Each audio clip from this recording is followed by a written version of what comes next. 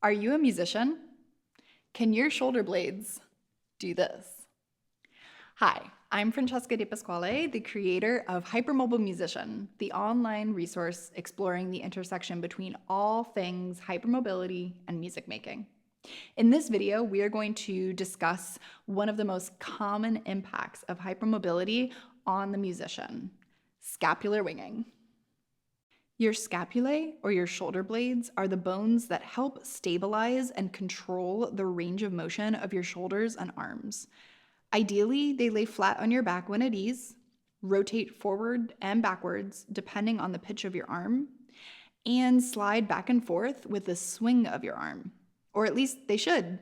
If you are hypermobile, you may have scapular winging, which is when the shoulder blades wing out rather than lay flat against the back in a neutral position. This can show up as protraction, where they open up sideways like a book, or the bottom tip of your wing protruding outwards. Why does this matter? Well, if your shoulder blades are winging out, they're essentially stuck in one position. They can't support the arm and the shoulder from the back, nor can they slide effectively from side to side the way that they're supposed to with a swinging motion of the arm.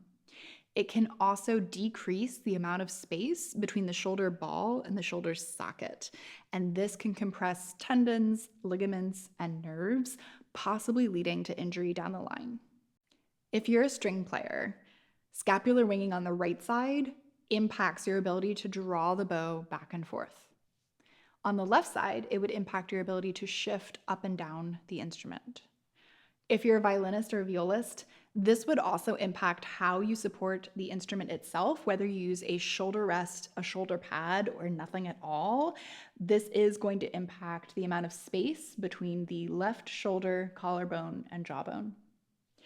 So while I'm a violinist and the majority of the examples used today are going to be violin specific, it's easy to see how these examples would correlate directly to your own instrument.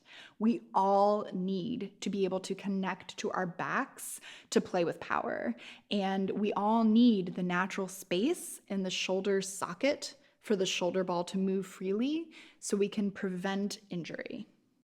Let's start with the sliding motion of the scapula. As a string player, we need our shoulder blades to slide back and forth as we draw the bow back and forth. This connects our arm to our back, which connects us to our sound's power and natural arm weight. As an example, I'm going to play a single open A string with my shoulder blade in a winged position.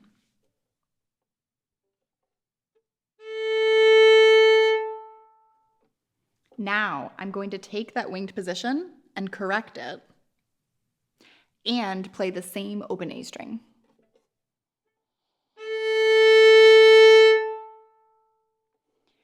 There's more natural resonance, core, and support to that sound. When the shoulder blade is winged out, I'm effectively trying to bow with the arm divorced from the back. However, when it's laying the way that it's supposed to, I'm able to tap into the natural power and support of my back, as well as the natural mobility of the shoulder blades sliding from side to side. On the left side, scapular winging impacts how we hold the instrument itself. And this is regardless of whether you use a shoulder rest, a shoulder pad, or nothing at all. And it also will impact your ability to shift up and down the fingerboard. If the shoulder blade on the left side is in a winged position, you can see that the shoulder has rolled forward, and this lowers the height of the shoulder, and it can make it seem like the player actually needs much more height to support the instrument itself.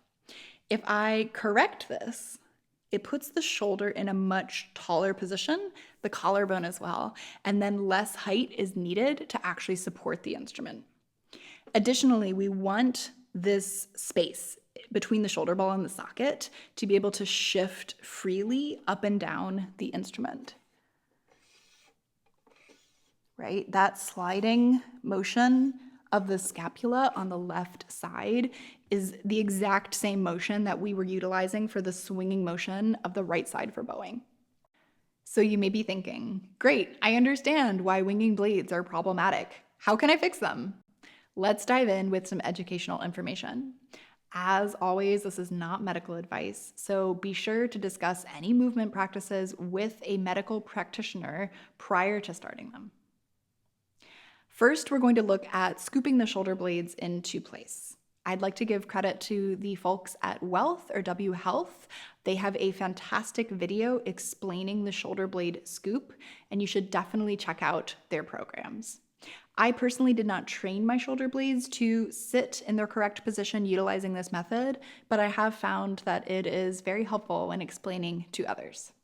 With the arms extended, think of rolling the shoulder itself backwards, tucking the bottom of the blade into place. Try not to rotate just the arm on its own, and if you yourself are hypermobile, you totally can, so check in with your form on this.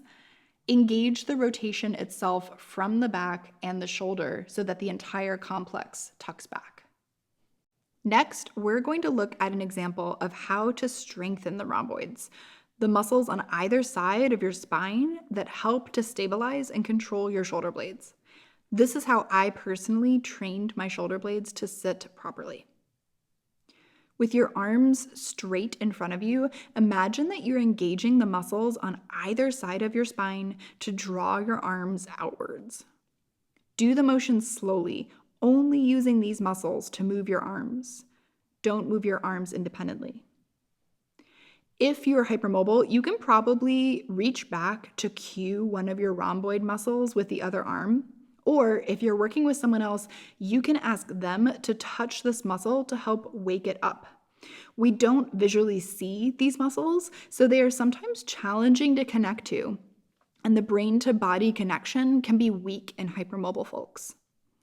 Once you feel comfortable with this motion, you can add strength to it. I recommend using a yellow TheraBand as it is the lightest and slowly working your way up to stronger colored bands. As a violinist or violist, I recommend adding in repetitions with a TheraBand that engage the shoulder blade in a similar motion as to playing up and down bows for the right side and shifting up and down for the left side. For the up motion, secure the bottom of the yellow TheraBand with your foot and pull upwards on a diagonal.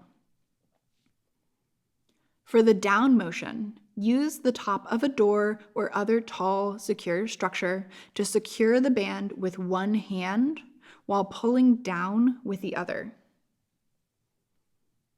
Lastly, there are exercises you can do on the floor or using a wall to engage the rhomboid muscles further. You can press up and down into the muscles. If you aren't used to load bearing in a quadruped position or tabletop on all fours, start with the wall and eventually work your way up to doing this on the floor. As with all physical therapy exercises, prioritize quality over quantity. Form is absolutely the most important thing. Remember too that as a musician, you're practicing and playing on top of this work, so these muscles are going to tire out rather quickly. And for many hypermobile folks, there's this phenomenon of delayed onset muscle soreness that can sometimes take 24 to 48 or even more hours to show up. So start slow and go low with repetitions, 10, 15, maximum 20, and see how your body reacts. Take it back to the instrument as well and notice the difference.